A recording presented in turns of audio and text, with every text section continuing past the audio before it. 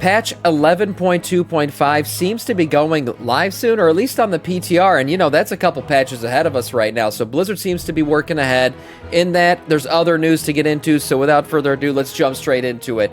Mythic Dungeon International 2025 Global Finals is live starting today until June 1st, 10 a.m. Eastern Time, or sorry, I say Pacific Time. You'll be able to start watching this on Twitch and YouTube. The best of the best running the Mythic Dungeons the best ways possible. I always get invited to this competition. I never accept the invitation. As a man of the people, I like to play with the people, not compete against the people. So go ahead and watch this if you haven't yet. These are really cool to check out. Oh, watching the news? No, you're watching me talk about something real important here. I'm a man of the people. People know me by that term. How do I hold the energy that I do every day to help the people out? It's G Fuel, guys. Right now I'm drinking Gohan's Blackberry Tea. Fantastic flavors, good stuff, zero sugar, full of energy, a good way to game and to play at your highest level the way I do every day. You can use code Samiccus at checkout to get your favorite G Fuel up to 30% off. Try it now. Mythic Gallywix has been nerfed. Yes, a big mechanic of Mythic Gallywix was the Gigaboom task, right? A tank always had to take the other ad out. And it was an odd timer where the timer wouldn't last as long as you needed it to last for the ad to be up. So you'd have to keep the ad out of the rest of the raid for a while, so make sure that he didn't get killed too early. Well, that won't really be a thing anymore now. Gigaboom now lasts 4 minutes, was previously 3.5 minutes. This should better sync up with downing the ad and allowing the raid to basically get this kill a little bit easier. For those of you Mythic raiding out there, this fight might be a little bit easier for you. Completion rates on Mythic Plus dungeons for week 12. And there's actually a bunch of increases in terms of how much people are getting these dungeons down. First off, you look across the board at this stuff, and it looks great. I mean, Blizzard's done a really good job of balancing out dungeons this time around. As I said before, there is no Miss a Tyrannocyte this season. Nothing that's just sticking out as a sore in terms of what people love to do, and then all the other dungeons don't get done at all. Overall, Rookery still getting done the most, followed by kind of a mix-up of the rest of them. And overall, the number of people completing these dungeons is very, very good. The red here are the keys that are broken. Blue would be the keys that are completed. Completion rates are, in fact, up for a lot of these dungeons. Rookery, 2.6% up. Was there a nerf last week to Rookery or something? Or are people just getting really good at doing this dungeon? I don't know. The rest of these dungeons also saw some minor increases and then some minor decreases on Priory and Operation Floodgate, but honestly, so minuscule, it doesn't really matter. Overall, the completion rates, we're seeing about a, what is this, 84-ish? Yeah, 85-ish completion rate, up to a 92% completion rate, the highest right now in Dark Flame Cleft. So, looking good in terms of this season. Difficulty's been really good this season. I've been enjoying, you know, when I do Mythic Plus, I've actually found it to be quite enjoyable. Much improved from the previous season of Mythic Plus this time around. So, free respecs for Horrific Visions. Getting into Horrific Visions again, that's another thing that we're doing right now. And yes, you can get 4 more Echoes of N'Zoth this week, which means you can fill out your talent tree that much more. One thing that people noticed this week, you can actually rearrange your talents in the tree. That's right. So, new to this week, you can also mix and match your talents. After earning Echoes of N'Zoth, you can move around your Hourglass and Horrific Vision talents trees to create the perfect setup. This even includes potentially moving talent points from week 1. So this doesn't cost you anything. You can go ahead and just move them around. Blizzard allowing you to kind of, you know, pick, mix and match how best you want. Now, this tree eventually will be completely filled out, so you don't really have to stress too much about your decisions. But empowering yourself the right way, basically going down the center will make sure that you have the most corruption resistance possible, and then empowering yourself down the sides is another good thing to do. But I think mostly the strat is go down the middle first.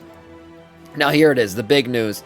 Encrypted patch 11.2.5 internal testing build is now on the servers. Now, why would Blizzard be doing this? If we're looking right here, right now, we are currently sitting at 11.1.5 with 11.1.7 just around the corner here, coming out in June. So we also still have 11.2, the kickoff of Season 3, and the expansion reveal before we get anything near 11.2.5, which isn't really coming until the autumn time. So why would Blizzard be working on this patch right now?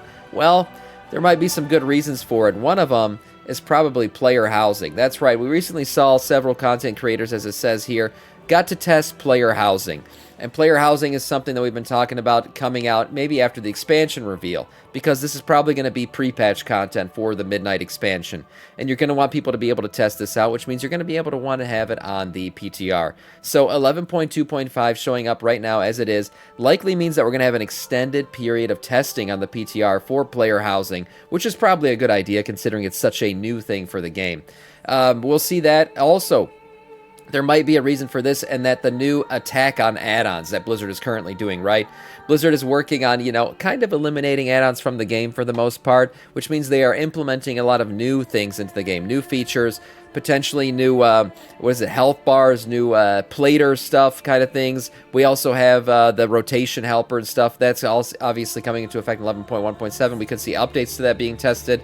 Who knows, maybe damage meters, a bunch of new add-on-esque things coming into the game. So this could also be a platform to be used for testing the new add-on killers that Blizzard wants to add into the game. Whatever it means, it also means Blizzard is far ahead on schedule, or at least on schedule, because we know that they work on a lot of these patches around the same pace. So 11.2.5, yeah, player housing, testing, and more. Expect that on the PTR very, very soon. And finally, an interesting story about a Death Knight who became too powerful. And before chat goes nuts, no, this is not about me. You know I am the most powerful Death Knight to ever exist in the game. But no, this article is not about my specific Death Knight. This is about a man named Chad Hassler. And unfortunately, his Death Knight had so much power that he could no longer play it, and Blizzard has not been able to fix it. What happened to this man was he actually has 20 hero talent points, and I think 10 hero talent points is what you're supposed to have to be able to fill your tree out. Well, with 20 hero talent points, you just think, well, you know, what's the worst that could happen? He's got some leftover talent points. What's the big deal? Well, no, unfortunately, he can't play a lot of the content or set up his spec properly because of these added talent points. Basically, you cannot lock in your talents or activate your talents if you haven't spent all of the available talents. So he can't respec or spec into a hero talent tree properly. People have offered support for this. Blizzard's known about this now for 5 months.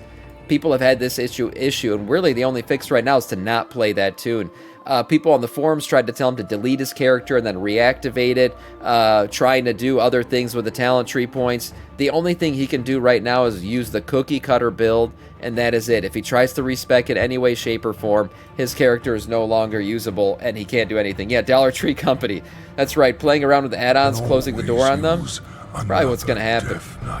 Uvo, coming in with the Prime sub. Yes, thank you, man. I appreciate that. What is up? Death Knight of our Scourge. Not like this Death Knight, though. This guy, unfortunately, has not been able to play his character. The bug has not been fixed for at least 5 months now, and so this particular Death Knight has become unusable. Chad Hassler is probably leveling a new character right now and will be abandoning the poor, overstuffed DK. That is sad. I hope this guy gets some, like, player time back or something. I don't know. I hope Blizzard helps him out in some way. Maybe restore his character, copy and paste it onto a new character. But yeah, unfortunately, if you do get too many talent points, your character needs to be abandoned because there's nothing else you can do about it. And that is all in terms of news.